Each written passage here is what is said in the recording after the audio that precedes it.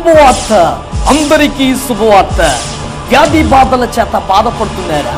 కుటుంబ సమస్యల చేత నలిగిపోతూ ఉన్నారా?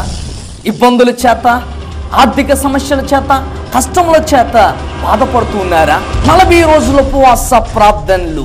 స్థలం ఐనివెల్లి మండలం, సిరిపల్లి SCGP చర్చి నందు. తేదీలు ఆగస్ట్ 1వ తేదీ నుండి సెప్టెంబర్ 9వ తేదీ వరకు. ఆత్మపూర్ణులైన దైవజనులు చక్కటి మర్మములతో కూడిన దేవుని యొక్క వాక్యాన్ని అందించెదరు. రోగుల కొరకు స్వస్థ ప్రార్థనలు చేయబడును. చక్కటి సంగీతముతో కూడిన పాటలు వినిపించబడును. శక్తివంతమైన స్తుతి ఆరాధన జరపబడును. వివరములకు bishop PS Supadam, SCGP church, Siripalli. 9849890022.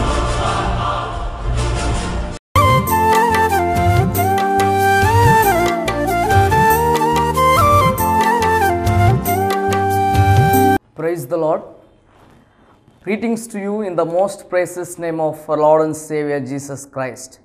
మన ప్రభువును రక్షకునైన యేసుక్రీస్తు నామంలో మీ అందరికీ కూడా హృదయపూర్వక వందనాలు తెలియజేస్తూ ఉన్నాను. ప్రియులారా, ఇక లోకంలో జీవిస్తున్న మానవులు అనేక మంది వారు మరణించిన తర్వాత వారు స్వర్గము చేరాలి అనే ఆశను కలిగి ఉంటారు. వారు క్రైస్తవులు కాకపోయినా, రక్షణ పొందిన వారైనా, వేరొక మతాల వారు అయినా, అన్యజనులు అయినప్పటికీ మరణించిన తర్వాత నువ్వు స్వర్గం వెళ్ళాలనుకుంటున్నావా, నరకం వెళ్ళాలనుకుంటున్నావా అని అడిగితే వారు చెప్పేది ఏంటంటే, మాకు నరకం వెళ్ళడం ఇష్టం లేదు, మేము తప్పకుండా స్వర్గం చేరుతాము అని వారు చెప్తూ ఉంటారు. అసలు నరకము ఏ విధంగా ఉంటుంది? ఈ యొక్క నరకంలో ఏ విధమైన పరిస్థితి ఉంటుంది అనే విషయాన్ని ప్రతి ఒక్కరు కూడా తెలుసుకోవాలి. నరకాన్ని గురించి బైబిల్ అనేకమైన విషయాలు తెలియజేస్తూ ఉంది.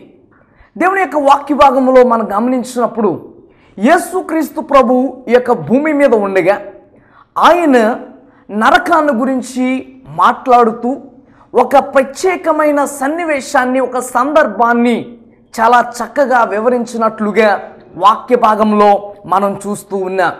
దేవుని యొక్క వాక్యంలో గమనించినప్పుడు లూకా సువార్త 16వ అధ్యాయము 19వ వచనం నుండి దేవుని యొక్క వాక్యంలో మనం చూసినప్పుడు నరకాన్ని గురించిన వివరణ యేసుక్రీస్తు ప్రభు చాలా చక్కగా ఈ యొక్క సందర్భము ద్వారా తెలియచేస్తున్నట్లుగా మనం వాక్యములో చూస్తూ ఉన్నాం. యేసుక్రీస్తు ప్రభు నరకాన్ని గురించి వివరిస్తూ ఒక సన్నివేశాన్ని, యేసుక్రీస్తు ప్రభు నరకములో ఒక వ్యక్తి పొందిన శ్రమను గురించి వివరిస్తూ ఈ విధంగా యేసుక్రీస్తు ప్రభు నరకాన్ని గురించి వివరించినట్లుగా వాక్య భాగంలో మనందరం కూడా చూస్తూ ఉన్నాం. ఇక్కడ యేసుక్రీస్తు ప్రభు ఒక విషయాన్ని తెలియజేస్తూ ఉన్నాడు. ఒక ధనవంతుడు ఇక భూమి మీద జీవించేవాడని, ఉదారంగు వస్త్రములు మరియు సన్నపునార వస్త్రములు ధరించుకొని తన జీవితంలో ఎంతగానో ఆస్తిని, ధనమును సంపాదించుకొని ఎంతగానో ఈ భూమి మీద బహుగా సుఖపడుచు ఉండేవాడు అని దేవుని యొక్క వాక్యము సెలవిస్తూ ఉంది.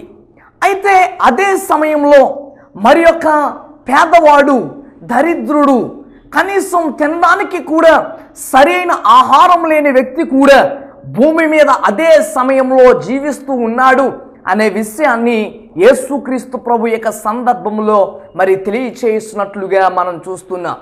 అయితే ఈ యొక్క సందర్భంలో, ఈ వాక్యములో మనం చూసినప్పుడు ఈ దరిద్రుడు భూమి మీద సరైన వస్త్రములు కూడా లేక, భూమి మీద తినడానికి సరైన ఆహారము కూడా లేక, ఆ యొక్క ధనవంతుని యొక్క బల్ల నుండి కింద పడే ఆ యొక్క రొట్టె ముక్కలను తినుచూ ఉండే యొక్క దరిద్రుడు మరణించాడు.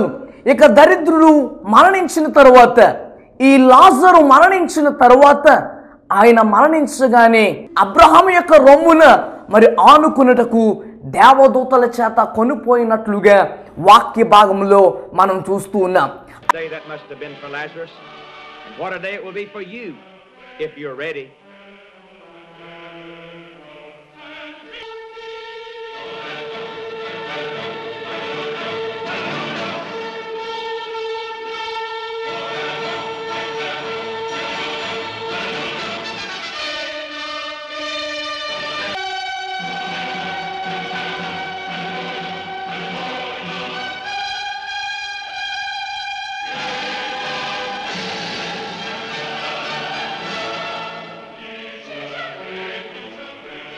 Welcome home, Lazarus.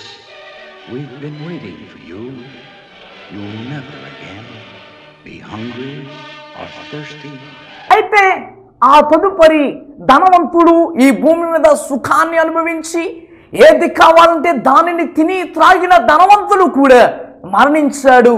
ఈ మరణించిన ధనవంతుడు ఎక్కడికి వెళ్ళాడంటే నరకములోనికి వెళ్ళాడు. ఈ యొక్క భూమి మీద దరిద్రాన్ని అనుభవించి, ఈ భూమి మీద పేదరికాన్ని అనుభవించి తినడానికి సరైన ఆహారం లేని ఆ లాజరు దేవుని దగ్గర ఆ యొక్క పరలోక రాజ్యము చేరుకున్నాడు. ఈ భూమి మీద సుఖాన్ని అనుభవించిన ఆ యొక్క ధనవంతుడు నరకంలోనికి వెళ్ళిపోయాడు.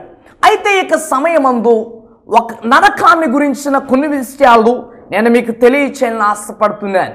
అదేమిటంటే ఈ యొక్క నరకములో ధనవంతుడు వేటిని కలిగి ఉన్నాడు?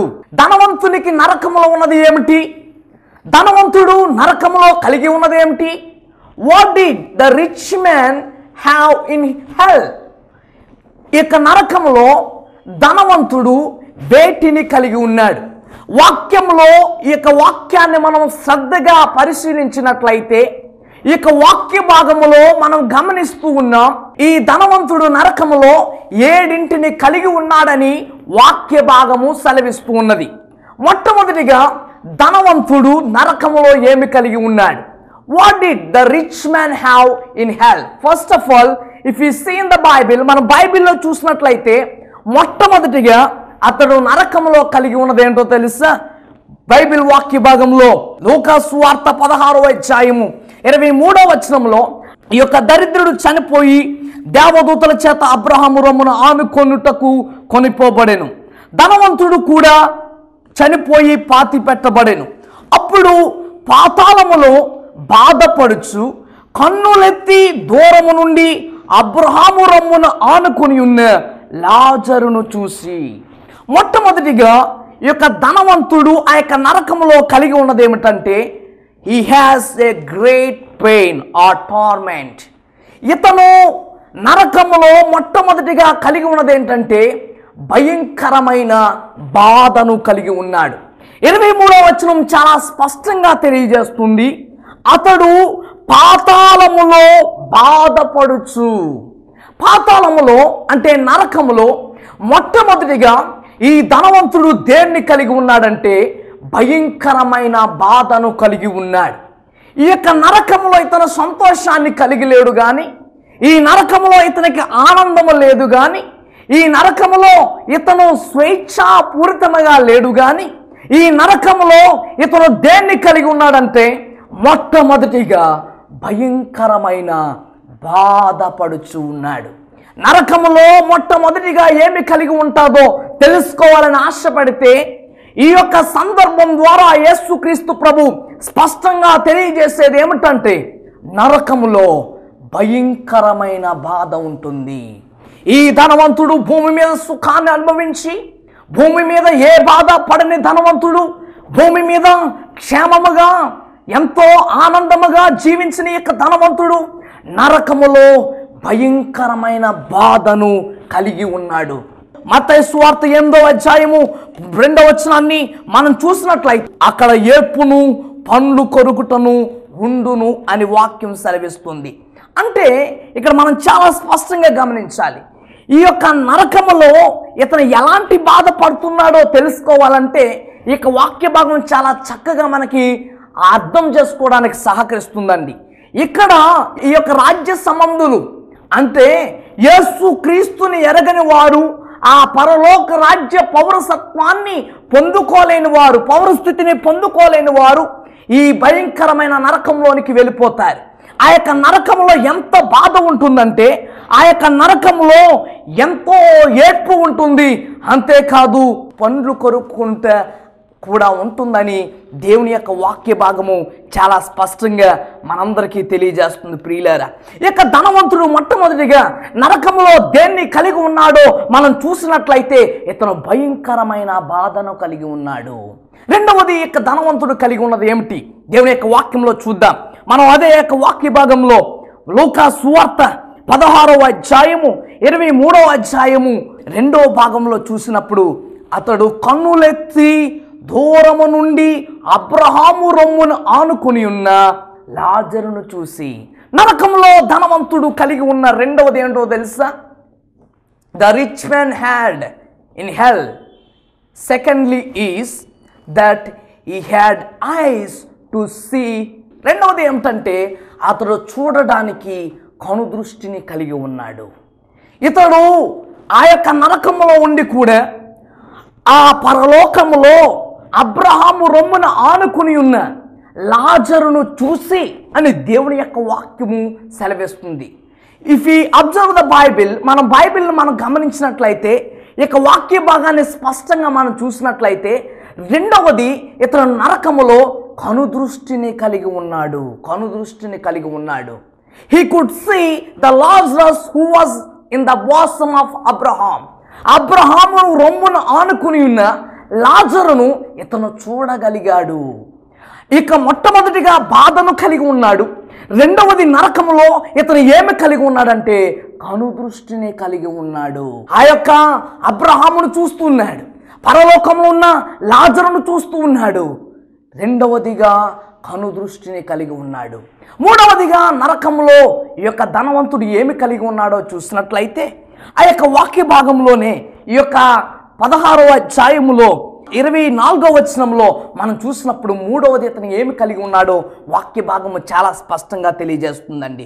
24వ వచనంలో మనం చూసినప్పుడు, తండ్రివైన అబ్రహామా, నాయందు కనికరపడి తన వేలి కొనను నీళ్ళలో ముంచి నా నాలుకను చల్లార్చుటకు లాజరును పంపుము.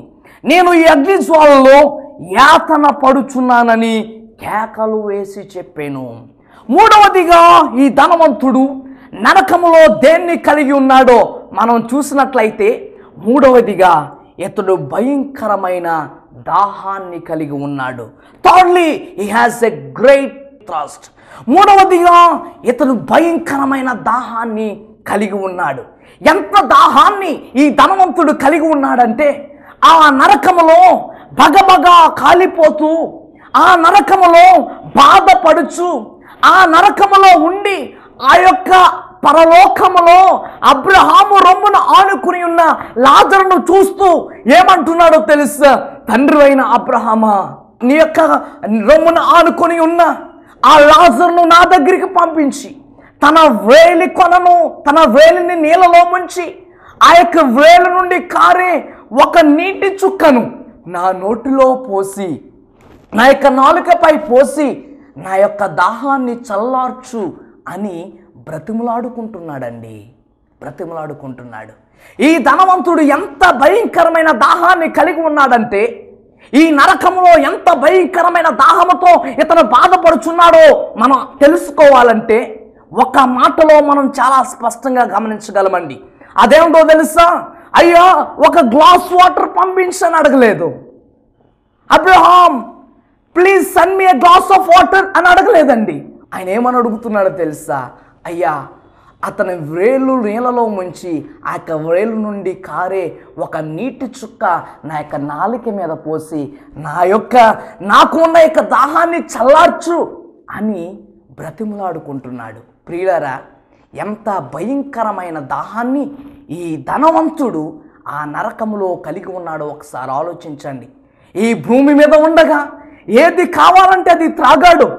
ఈ భూమి మీద జీవించగా ఏది అనుభవించాలంటే అది అనుభవించాడు. ఈ భూమి మీద